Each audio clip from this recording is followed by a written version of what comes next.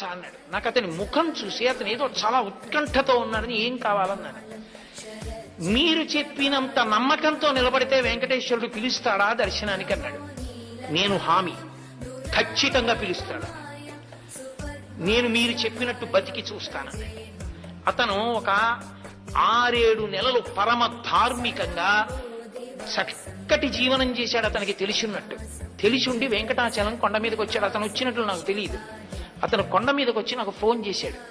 ఏమని ఫోన్ చేశాడంటే, నేను కొండ మీదకి వచ్చాను, మహాలఘు దర్శనం జరుగుతోంది, నిన్ను నమ్మి ధర్మాన్ని పట్టుకున్నాను, గురువుగారు చెప్పారు ధర్మం పట్టుకుంటే నువ్వు దగ్గరికి తీసుకుంటా ఉన్నారు, నన్ను కూడా తోసేస్తారా, నన్ను దగ్గరికి రానివ్వవా, నువ్వు నన్ను దగ్గరికి రానివ్వకపోతే ఇక నా శేష జీవితంలో ధర్మం పట్టుకో, నువ్వు నన్ను ఇవాళ దగ్గరికి తీసుకుంటే నా ఆఖరి ఊపిరి వరకు ధర్మం అవుతావు, నీ ఇష్టం.